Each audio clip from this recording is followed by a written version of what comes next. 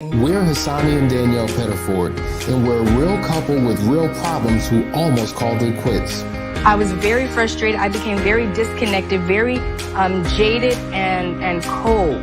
We have 4 children, going on 20 years of marriage, and we practice what we preach. Our mission, to change the way couples relate to one another and teach them the skills needed to improve the quality of their relationships. This is the Couples Academy Show.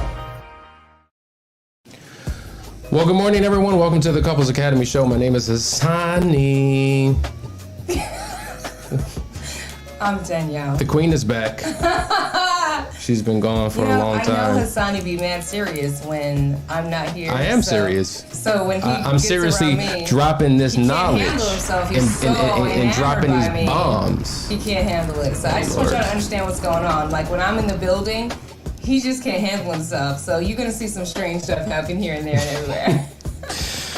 Folks, welcome. Welcome to the crazy. This is the Couples Academy Show. We're glad you're tuning in. Wherever you may be tuning in from around the world, we want to know who you are, what city, state, country you are repping this morning.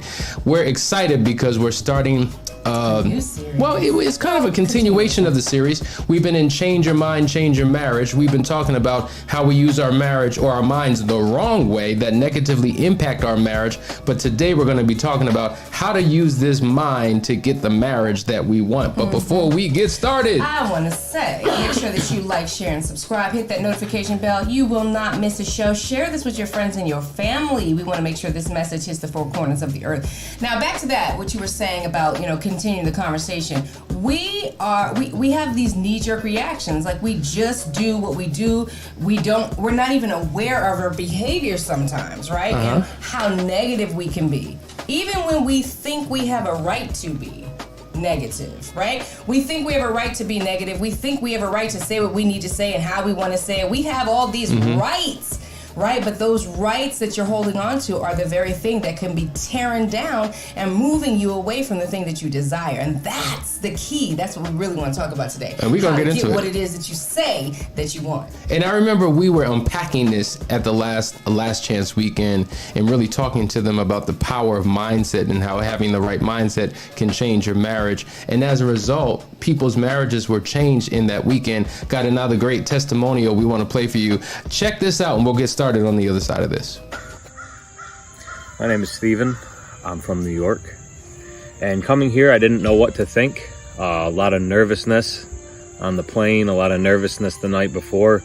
I talked to a lot of friends and they said that types of therapy like this are raw, they're rough, it's really gonna wring you out emotionally. But Hassani calls this an intensive. And intense is such a better word. They really put you in a place here where you can open up emotionally. They help you to open up emotionally. Right from day one, it goes deep. It's tough, but they're there for you. And then it's a beautiful place to be. So after you put all this exhausting emotional work in, you have a nice place to relax. It's a beautiful property. They make sure that you have a place where you and your spouse can really connect after doing all this work, because you don't want to wait until you're back home to feel comfortable with your spouse again, to really use this work. And so I feel like through the whole thing, yeah, it's been exhausting. It's been difficult, but it's been exactly what I've needed. It's been achievable because of the surroundings, because of the people, wonderful people that helped out.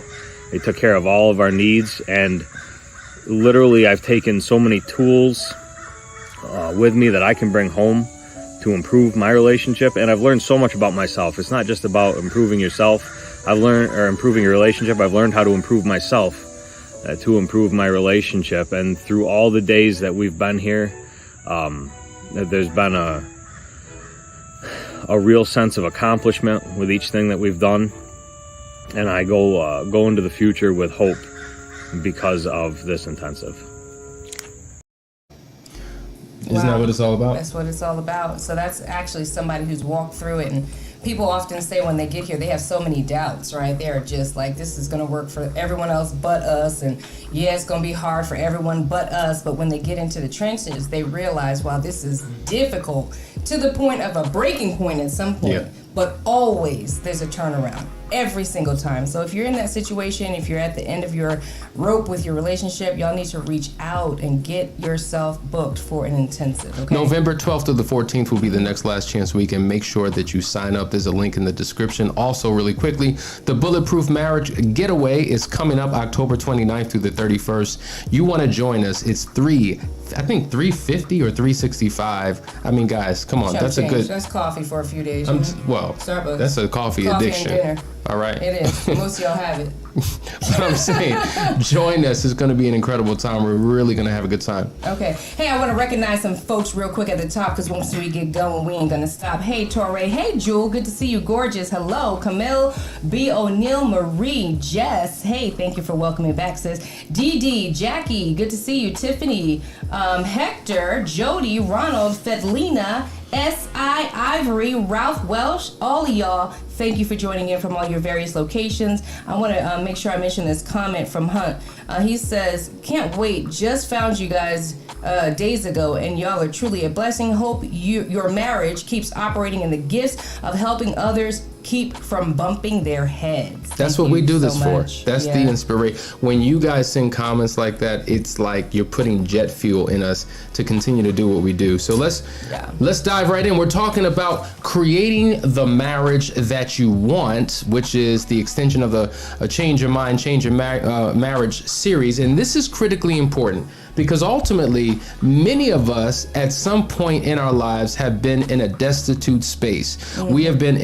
We've been living quiet lives of desperation, trying to figure out how do we get out of this miserable situation. Yeah. For some of us, we've become so low and so hopeless and so helpless, the only way out of the situation is out of the marriage. But we're here to tell you that you can get out of the situation while remaining committed to your marriage, but it requires that you do something different. Because doing the same thing will just get you more of the same thing. Isn't it true? Isn't it what we do all the time? We're going to start our health regimen, right? But we're doing the same thing. We lose 10 pounds and go back to the Doritos. We got to do something different and learn a new skill. And that's what this is about, actually, is learning a new skill. Because it's one thing for you to be told that how somebody did something, right? We're always telling you, who do you pay attention to? Someone that has what you want and is going where you want to go, right? But how? The how is what gets us stumped. We're always trying to figure out, okay, but I see how you did it because you have this resource and that resource. It's not about the resource. There's a method to this madness, and we're gonna break it down. Absolutely, because you may be looking at us today, but listen, there's a story behind this. There's a story behind this one. For Riznil. I mean, when we think about, okay, how long has it been since we've been practicing the word? Because, hey, y'all, all this is in the word, okay? I would say it's one thing. What's that scripture? Don't be just a hearer of the word, be a doer of the word. So I mean, you know, we've been Christians a long time and following practices and principles that we understood. But once we understood what the word was really saying, that's when the light bulb turned on, and that's when the turnaround took place. And I think it's been about 10 years, right? Well, 11 years. We were in hell the first 2-3 years of the marriage. Hell. Then we got out of hell, probably were in purgatory for another 5-6 years, something like that. But I think it was when we went to Costa Rica. It was not just a physical, geographical change, right? A journey we took. It was a spiritual journey we went on, and we gained a level of knowledge and understanding and know-how. It's one thing to be taught a concept or a principle, but until you understand the proper application of the principle, it's not going to mean anything. Right. I remember we said, we're going to actually take the word for what it says, like certain things. We're going to either prove this word or we're going to prove it wrong. We're going to prove it right or we're going to prove it wrong. And we took that word with us to Costa Rica, and it was a phenomenal experience, but we had it to rely on and each other to rely on, and we used each other the way the word told us to use each other. And wow. Yeah. From baby steps to toddler steps to teen to grown folks steps. Now we still in the grown folks. There's so much more. There's so much more we're capable of doing.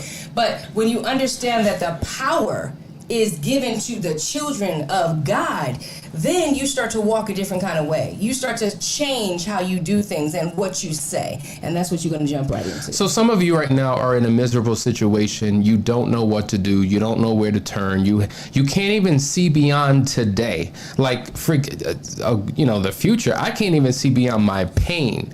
And the question is, well, how do you get out of it? Most of you are soaked and saturated and focused and meditating on the very things that you don't want, which does what? Brings more into your life of the things you do not want. You've got to create a vision. You got to have a vision for your future. I want to pull up this statement and I want to read it slowly, and I want you to really grasp what it's saying, because what we're giving you is the how to create the marriage that you ultimately want. All right.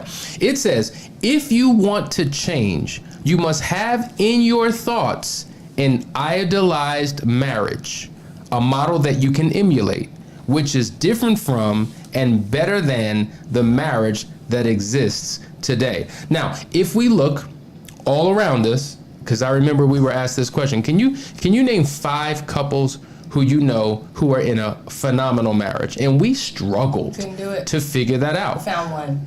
We found one at the time, and they were a great inspiration for us. We were like, man, they got that thing. We want that thing, right? Yes. But it's hard when you look at your family, when you look at your friends, when you look at your community, when you watch images and videos on TV. When it you seems look like at the statistics. The statistics, yes. It gives you a whole lot of doubt and belief that anything could ever get better in your situation. Right. When you look out here in the world, it tells you marriage isn't working. And every article you pick up about marriage nowadays is talking about how people are putting it to the side. My brother actually introduced me to this book that I haven't picked up yet, but it's talking all about how men are abandoning the whole concept of marriage, because what's the benefit for them? Like, why would they benefit from being married to somebody and then at the end of it all, when it's gonna fail, because that's what we're putting out there, she's gonna walk away with half of everything. So it's like we've got this whole concept that marriage doesn't work. That's our paradigm. That's how we think. And so what we're saying is it is possible. You have to find examples. In terms of my personal success and the things that I've done in my life with like writing books and speeches, I had to find other people who were doing it. When I found them, I became a believer. I remember being like 19 years old, and I was helping this woman, with her book at the Black Expo, and I was blown away. I'm like, she had to be like 30 something years old, and I was inspired to be an author. So I'm helping her all day long, helping her sell a book. And so she, rewarded me by buying me a meal. That was my pay. And when I started asking her questions, I realized that she wasn't 30 something. She was 21 years old. I was blown away. I'm like, how in the world does a 21-year-old write a book and sell it and have a mentor like Les Brown? I said, I want to do what she does. Now, I'm 19. You can do it. I'm 19 at the time. Right. The very next year, 20, I had a book at the Black Expo, selling it, thousands of copies. And guess what? I did it because I saw it. Right. Proximity is power. You have to get in your optical frames. You have to get in your eyes a visual representation of what it is that you want. And if you can't find a particular couple that represents that, then create it. Remember, it's an idolized concept of the marriage you want. Maybe it means that you want to pick an element from this couple and an element from that couple and a component from that couple. Yeah, and you create your own idea. It's exactly what you do with a vision board, right? You actually are creating something out of a whole bunch of things. You get a bunch of magazines and you pick these ideal pictures and you put them together into one frame, and that's the vision. You're essentially creating a vision for your marriage beyond where you are, something that you do not have right now. And it should seem like it's an impossibility, right? Like how? Like from where I'm standing, I can't imagine having this. Somebody in here says they want to have a marriage where they can be transparent and honest with their communication. Then you begin to imagine that and see yourself having this ideal relationship where you can communicate freely and talk freely. If you want to have more intimacy and connection, you begin to grab that thought, and begin to see yourself having that. And that's just one part of it, but begin to idealize this person, this concept, this marriage that you have, not just them either. Right? Not just your spouse, but also you in the Yes. picture. The best version of you, an idealized version of you and your marriage, and that's the beginning. And to your point, Danielle, you got to set big goals. You know, I want to break down this whole concept. I'm in my studies and I came across something that was really powerful. It was talking about A, B, and C goals. Now, A goals are those goals that you already know how to do. Matter of fact, it's really not even a goal. It's almost like a check off. Yeah, I'm gonna get that done, because you know exactly what to do to accomplish the goal, right? A goals. Those are low level goals. Those are just basic tasks. I got to get it done by the end of the week. B goals, you think you know what to do. Now you hear the difference? A goals, you absolutely know what to do. B goes, you think you know what to do. So if circumstances are right, and if I have this and I do that, yeah, I pretty much believe, I think I can accomplish it, right? So pretty good, but not necessarily inspiring. But C goals are goals that you absolutely have no idea how you are going to accomplish this. It seems impossible. It seems unbelievable. Ooh, that's exciting. I don't have the money. I don't have the resources. I don't have the knowledge, the support. I don't have anything, no evidence that support that this could ever be done. Right. It is a seagull. You know, I remember reading the book From Good to Great. It talks about having a BHAG. BHAG goals are big, hairy, audacious goals. Unrealistic. Like you tell your friends and they're like, are you crazy? You can't do that. How are you going to do that? They got every reason in the book why this can't work. It's a goal that is beyond you. It's the impossible goal. It's the impossible dream. And you know what? The cool thing is that there was a time in your relationship where you actually imagined impossible goals. You weren't afraid to do it at one point. You would sit somewhere in the park and just dream, and it was a fantasy, and it was crazy, and it was big, but it was something part of you. It was a passion, a desire. That's the big impossible goal. But now life circumstances have backed you up from it, and you've said, this can't never happen. And that's a fact, Danielle, because when we unpack like the 7 levels of intimacy, one of those levels is hopes and dreams. And when you first started dating and you were holding hands and walking down the street, you would dream about the life you wanted to live, the house you wanted to be in, how you would vacation all over the world, the business you would start, how you would come together and be this power couple. You would just dream. And then you've given up those dreams. Right. You gave up your dreams because you had hurt, pain, situations, circumstances, offense, resentment, and reality set in. You know that saying, like, well, once reality set in. Remember years ago we had that couple that was like, they were just in cloud 9, this young couple that was dating, and they just couldn't, they were so happy and so in love, they couldn't see a day where terrible things could ever happen in their relationship. Remember that? I do remember that couple. That euphoric time, that time when sky was the limit, when just being with that person, your heart would pitter-pat. That energy, do you realize that you can conjure up that energy right now? That you can attach it to a vision, a goal, and a dream right now? That you can touch and agree on something and check in from time to time and make sure that you're holding on and standing strong in the commitment of a decision right now and make things change? See, the issue is that people have become stuck. They've literally become solidified in their way of thinking and doing. They have become competitive against one another, right? And so if you're not going to compliment, I'm not going to compliment. If you're not going to save in this account, I'm not going to save in this account. You're doing everything in your power to agree to disagree instead of coming into alignment on anything. I don't care what it is. Where's the scripture?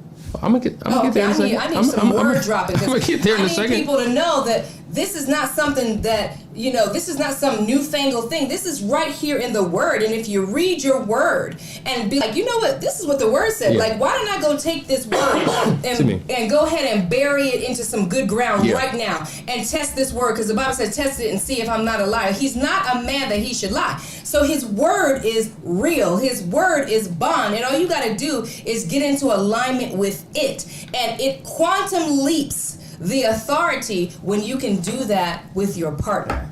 So your dreams, your goals, they have to be bold. They have to be unrealistic. Yes. They have to be bodacious. They have to be over the top. They have to be Beyond unconventional. They got to be beyond you. You've got to create goals that you believe can't be accomplished in this lifetime. Yes.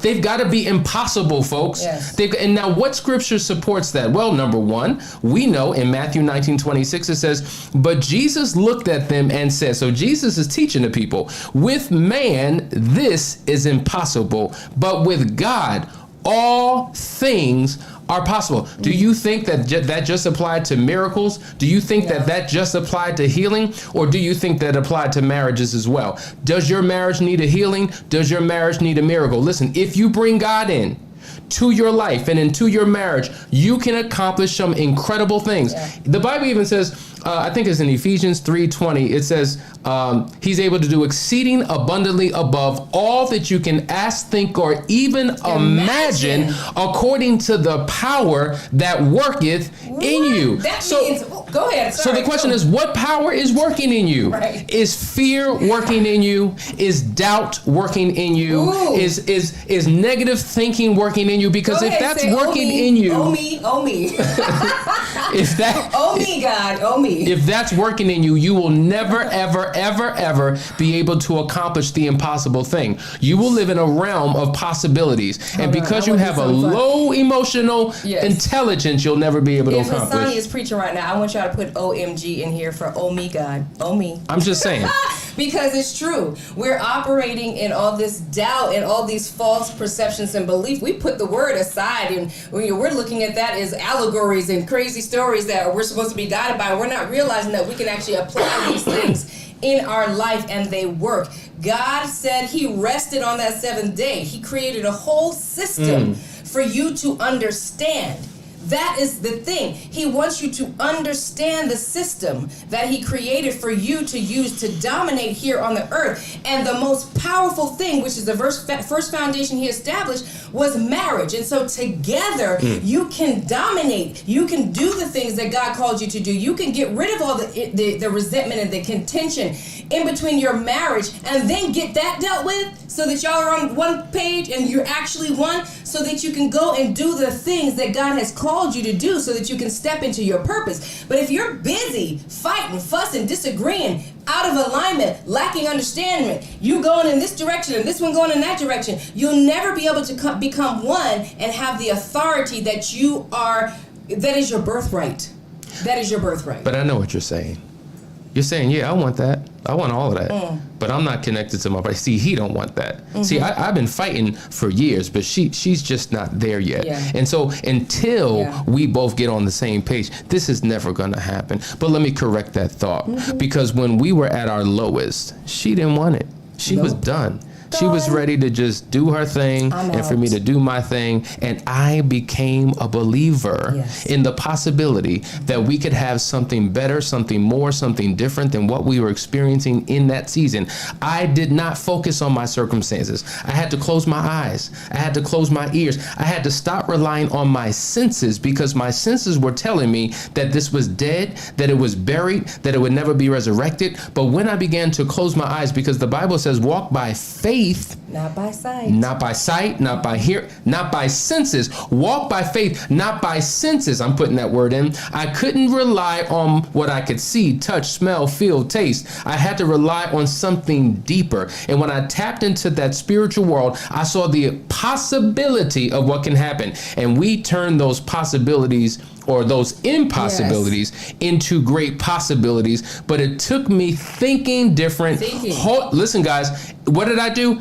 I had to hold on. I had to have thoughts of an idolized marriage. That became a model that I began to emulate, that we began to emulate, that was different and better than the marriage that we were currently in. And God is awesome, because I remember that phase, and I remember that, you're starting out with the imagination, right? You're thinking, okay, there's got to be something better. You start thinking these positive thoughts. Here I am over there thinking this Negro is never going to change. I am so tired of this. Like, I done told him 1,000 times. Wait a minute. What? The white folks are like, is it okay to call your husband a Negro? I said Negro. your black friends. They'll help you out. And I said to him, you know what? Look, this isn't working. This is not working. I don't want no parts of it. You do you. I'll do me. But because he had a vision for something, all of a sudden something came on the radio and he started hearing somebody preach and say something that I had been saying over and over again. So that was another clue.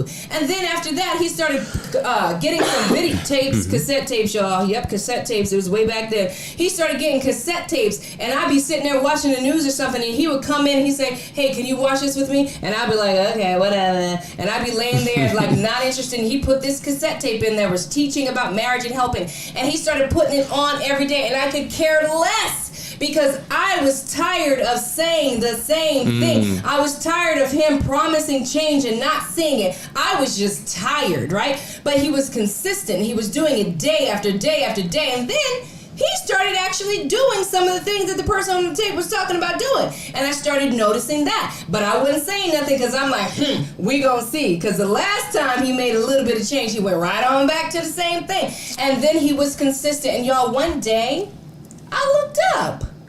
I was like, oh, he's actually different. Let me see, like, if he could be different, maybe I could be different. You know, he's doing better. Maybe I could do better. And I started listening to the tapes with him, and we began to grow together and move forward. And so people are always saying, I can't do nothing because they won't. It only takes one consistent person to make change happen. It really doesn't take that both of you get it and see the vision. Sometimes it's just me that sees the vision in the beginning, and it takes him a while to get it. Sometimes it's him that sees the vision in the beginning, and it takes me time to get it. But if somebody has the vision and is walking with God by his side with instruction and is consistent, change is inevitable. You could drop a bomb. Change. I'm saying, folks, it all comes down to that. Change. It only takes one. That's it. The question is, are you that one? Because your paradigm, your mindset, your thinking will keep you trapped in the reality that you're currently experiencing. And you've got to be able to break out of that. And the way that you break out of that is by changing what you think. Ralph Welsh says the way to the future of a good life marriage is faith and a mindset.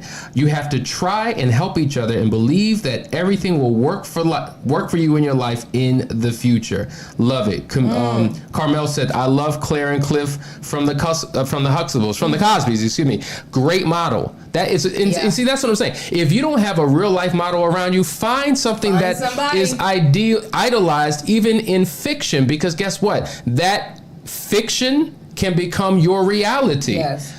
Listen, all it requires is you modeling the right thing.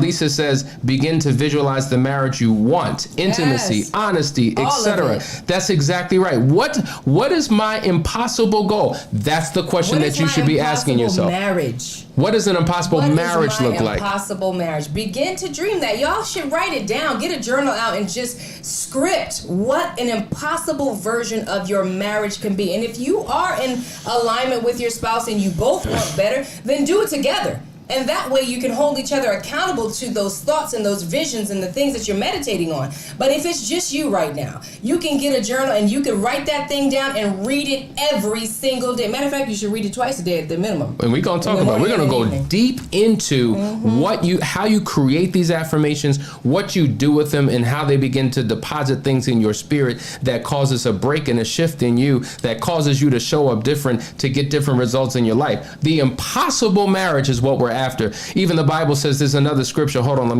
me get to it right quick. It says, for nothing will be impossible with God. That's Luke 1:37. So why limit him? Why limit yourself? If you truly are a believer and you believe in God and you're embracing the fullness of who he is, which is his spirit and his system, his presence and his principles, there's nothing that you can't do. And if you could see miraculous things, transformational, supernatural things happen everywhere around you, why can't it happen for you and your marriage? You've got to become a believer. Remember, I want to say it again, Ephesians 3:20. He's able to do exceedingly abundantly above all that you can ask, think, or even imagine. So that means I need to increase my thinking. I need to increase my asking. I need to increase my imagination, because he's going to go beyond it. Like this, he's talking about what you have not even conceptualized. You haven't even thought that big. Real quick, I know we're wrapping up, but me and Hassani, we do our drinking drives with coffee, right? And so Hassani and I saw this property was for sale, and we drove into it. It was a farm, the Shenandoah Farm or something like that. We drove into there, and it was a horse farm. And we went on one side and we saw this little like a chalet house, and then we went and they had a small little, what do you call the thing where horses, a stable. Then we drove all the way on the other side, and there was this huge monstrosity of a building. And it was for horses to race and to train and to jump and to do all these things. It was on 60 acres. We drove on that property. We were like, wow. We were blown away. We were like, somebody had a vision for this. Like, somebody had a vision. Somebody loved horses, and they probably started with one horse, and they had a vision to have 60 acres and hundreds of people with horses, thousands maybe, to come through here and train to be elite horse riders. And we were like, time to increase our vision. Time to increase our vision. Listen, the more you surround yourself and expose yourself to the things that you ultimately want, you believe that you can now accomplish it, because you begin to say, well, wait a minute. Well, what makes him or her any different than me? They breathe the same air. They put their shoes on the same way. They eat and fart the same. Like, what's the difference? Mindset. It's this paradigm. And that's what we're going to talk about. How to become a master of your mind. How not to be a slave to the laws that govern your mind, but to gain a knowledge of it and to become the master of the laws that govern your mind, so that you can have the marriage that you ultimately want. Listen, we're taking our time with this. What we're trying to do, we're building up your belief, we're building up your confidence, we're building up your faith, we're building up your know-how and listen, that's what because if you can believe it, then you can achieve it. Don't focus on the how. The how is irrelevant. Just get the idea and the concept in your mind and feed it and become soaked and saturated in it, so you can have a marriage that you don't even recognize. Boom. Guys, you better stay tuned. You better tune in. And you better stay tuned. Don't miss it tomorrow. Come back. Listen, this is the Couples Academy Show. Hope you got something out of today. Bring your family, bring your friends. We're going to do something powerful this week. Take care. Bye, guys.